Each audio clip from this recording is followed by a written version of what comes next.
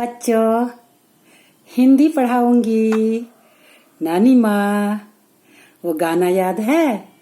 नानी तेरी हिंदी मुझको अच्छी लगती है, गाना जो गाती हो वो भी खूब भाती है। नानी तेरी हिंदी मुझको अच्छी लगती है, गाना जो गाती हो वो भी खूब भाती है। तेरी कविता नानी मन में जोश जगाती है, तेरी प्यारी बातें मन को प्यारी लगती है। नानी तेरी हिंदी मुझको अच्छी लगती है, गाना जो गाती हो वो भी खूब भाती है। अच्छी लगती है हिंदी मैं पढ़ाती हूँ जो, और भी अच्छी लगेगी धीरे धीरे। तो पीछे के एपिसोड में हम लोग क्या पढ़े थे याद है? वर्ण, स्वर वर्ण के बारे में पढ़े थे। वर्ण किसे कहते हैं थोड़ा सा रिवाइज कर लेते हैं। मुंह से निकली हुई ध्वनि, मुंह से जो आवाज निकल रही है उसके लिखित रूप को वर्ण कहते हैं। मुंह से जो साउंड निकल रहा है उसको अगर हम एक आकृति दे करके लिख देते हैं तो वह जो रूप लेता है उसी को वर्ण कहते हैं, और इंग्लिश में उसको लेटर कहते हैं। हिंदी में भी उसको अक्षर भी कहा जाता है। वर्ण दो प्रकार के होते हैं, स्वर वर्ण और व्यंजन वर्ण। स्वर वर्ण वह वर्ण है जो बगैर किसी सहायता के बोला जाता है, जैसे अ। तो अ इसमें किसी दूसरे वर्ण का लग रहा है, नहीं लग रहा है, केवल अ मीन्स अ। और व्यंजन वर्ण है वह वर्ण जो स्वर वर्ण की सहायता से बोला जाता है, जैसे क। तो क में लग रहा है ना अ है, क अ, क के साथ अ लगता है, संयुक्त है। तो ऐसे वर्ण जो होते हैं उसको व्यंजन वर्ण कहते हैं। हिंदी में कुल 52 वर्ण है, मुख्य वर्ण 52 है, जिसमें से 11 स्वर है और 41 4-1 4 पर 1 41 व्यंजन वर्ण है। कॉन्सोनेंट व्यंजन वर्ण मतलब कॉन्सोनेंट, स्वर वर्ण इंग्लिश में उसको वॉवेल कहते हैं। तो व्यंजन किसे कहते हैं? व्यंजन वर्ण किसे कहते हैं? वैसे वर्ण जो स्वर वर्ण की सहायता से बोला जाता हो उसको व्यंजन वर्ण कहते हैं। इसको देख लीजिए, इसमें भी आप लोग देख पा रहे हैं?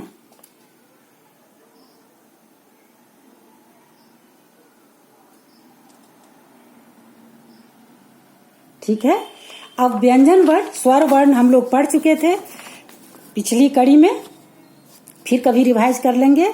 अभी आज हम लोग व्यंजन वर्ण के बारे में पढ़ेंगे। व्यंजन वर्ण जो 41 है वो इस प्रकार है। क वर्ग, क वर्ग का होता है, क ख ग घ अंग, इसको क वर्ग कहते हैं, क वर्ग। यह कंठ से बोला जाता है ना, देखो क लग रहा है ना, कंठ से बोल रहे हैं। क ख ग लग रहा है कंठ से बोल रहे हैं, तो इसको क वर्ग कहा जाता है। क ख ग घ अंग। दूसरा होता है च वर्ग, च छ ज झ य। ये च देखो, च तालु से बोला जाता है, तालु ऊपर, च छ ज झ या, लग रहा है ना सब कुछ तालु से बोला जा रहा है। ऐसे वर्ण जो व्यंजन वर्ण है उसको च वर्ग कहा जाता है। उसके बाद है ट वर्ग, ट वर्ग, ट ठ ड ढ न, ट ठ ड ढ न। ये मूर्धा से बोला जाता है। ट यहां से लग रहा है ना, यहां से मूर्धा मतलब यहां से, ट ठ ड लग रहा है ना, यहां से बोला जा रहा है। ट ठ ड ढ न मूर्धा से बोला जाता है, ओठ के थोड़ा अंदर से। उसके बाद होता है त वर्ग, ट वर्ग, त थ द ध न, त थ द ध न। त वर्ग जो है दांत से बोला जाता है। त देखो दांत का, हर दांत का यहाँ पर हो रहा है ना, त थ द ध न, दांत से बोला जाता है। ये सभी व्यंजन त वर्ग के जो व्यंजन हैं वे दांत से बोले जाते हैं। उसके बाद आते हैं प वर्ग। प वर्ग बोलते हैं उसके। उसमें कौन कौन है? प, फ, ब, भ, म। इसको प वर्ग बोलते हैं। ये ओठ से बोला जाता है। ठीक है। इसके अतिरिक्त होता है अंतस्थ, उसको बोलते हैं य, र, ल, व। अंतस्थ इसलिए बोला जाता है कि ये तालु, जीभ, कंठ सभी के सहयोग से ये वर्ण बोले जाते हैं, इसलिए इसको कहा जाता है अंतःकरण से बोला जाता है। य, र, ल, व अंतस्थ व्यंजन वर्ण इसको कहते हैं। उसके बाद होता है ऊष्म व्यंजन वर्ण। तालव स, दंत स, तालव स, मूर्धन स, दंत स, ह। ये ऊष्म व्यंजन कहलाते हैं। ऊष्म इसलिए कहा जाता है कि जब ये वर्ण बोले जाते हैं तालव स, मूर्धन्य स, दंत स, ह, तो थोड़ा सा लगता है कि अंदर में घर्षण हो रहा है, हीट उत्पन्न हो रहा है, उष्मा, इसलिए इसको ऊष्म व्यंजन कहा जाता है। ये भी 4 है, तालव स, दंत स, ह, मूर्धन स। ठीक है। इसके बाद आता है अक्ष, त्र, ज्ञ, स्र। अक्ष, त्र, ज्ञ, स्र। इसको संयुक्त व्यंजन कहा जाता है। संयुक्त व्यंजन, इसमें 2 मिला रहता है, 2 व्यंजन, इसलिए इसको अक्ष, अ, छ लग रहा है ना, त्र, त, र लग रहा है, उसमें मिला हुआ है, तो इसलिए इसको संयुक्त व्यंजन कहा जाता है। उसके बाद होता है द्विगुण व्यंजन। टवर्ग व्यंजन, टवर्ग जो व्यंजन था ट, ठ, ड, ढ, न, इसके अतिरिक्त 2 और टवर्ग के व्यंजन है अतिरिक्त, जिसको र और ढ। ड के नीचे में अगर एक बिंदु दे दो तो ड हो गया, और ढ के नीचे में एक बिंदु दे दो तो ढ हो गया। ये दोनों व्यंजन शुरू में नहीं आता है, या तो बीच में आता है किसी शब्द का, या अंत में आता है। ठीक है। इसके बाद जो 2 और व्यंजन है वो है अनुस्वार और विसर्ग। अनुस्वार जो किसी वर्ण के ऊपर में लाइन दे करके तब जो एक बिंदी डालते हैं हम लोग, उसको अनुस्वार कहते हैं। और विसर्ग कोई वर्ण के बगल में 2 बिंदु डालते हैं, उसको विसर्ग कहते हैं। तो इस तरह से कुल 41 वर्ण हुए। कवर्ग, चवर्ग, टवर्ग, तवर्ग, पवर्ग, अंतस्थ, ऊष्म, संयुक्त, द्विगुण और अनुस्वार और विसर्ग। इसमें देख लीजिए आप लोग, मैं लिख भी दी हूं।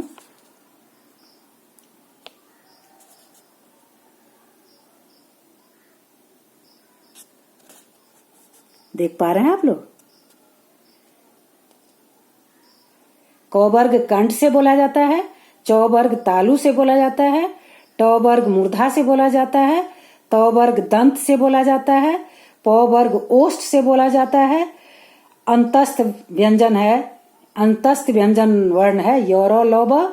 ऊष्म व्यंजन है तालव स, दंत स, मूर्धन स, ह। ठीक है। अक्ष, त्र, ज्ञ, स्र ये संयुक्त व्यंजन है। अक्ष बोला जाता, अक्ष जो है क और मूर्धन्य स के संयुक्त होने से बनता है। त्र, त और र के संयुक्त होने से बनता है। ज्ञ जो है ज्ञ वर्ण, वो ज और य के मिलने से बनता है। स्र वर्ण जो है वह तालव स और र के मिलने से बनता है। अक्ष का उदाहरण हुआ रक्षा, परीक्षा। त्र का उदाहरण हुआ पत्र, नेत्र। ज्ञ का उदाहरण हुआ यज्ञ, ज्ञानी। स्र का उदाहरण हुआ श्रेय, आश्रम। और इसी तरह द्विगुण व्यंजन है ड और ढ।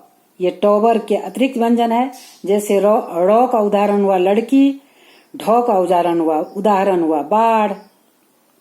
अनुस्वार का उदाहरण हुआ अंगूर, ये स्वर के बाद आता है अनुस्वार। और विसर्ग स्वर के बाद यह भी आता है, और इसका उच्चारण ह की तरह होता है। अतः, अतः जैसे हम लोग बोलते हैं ना, अतः अ त के बाद 2 ठो बिंदु दिया जाता है, उसे विसर्ग कहा जाता है। इसका उच्चारण ह की तरह होता है। ठीक है। तो यही हुआ व्यंजन वर्ण। आज हम लोग व्यंजन वर्ण पढ़ लिए। स्वर वर्ण भी पिछली कड़ी में पढ़ चुके हैं। नेक्स्ट वीडियो में मैं फिर से स्वर और व्यंजन को रिवीजन कर दूंगी, फिर से याद करा दूंगी। आप लोग कृपया प्लीज नानी माँ की बात मानेंगे, आप लोग भी रिवीजन करेंगे, मम्मी पापा को बोलेंगे कि मुझे अभी तक जितनी पढ़ाई हुई है नानी के द्वारा वो मुझे बता दीजिए पूरा। आप लोग पढ़ते जाएंगे ना तो ये बहुत बहुत काम आएगा, आप लोगों को बहुत काम आएगा। हिंदी बहुत ही जरूरी होता है प्रतियोगी परीक्षाओं के लिए भी, इसीलिए हिंदी को पढ़िए। बस खुश रहिए बच्चे, खुश रहिए।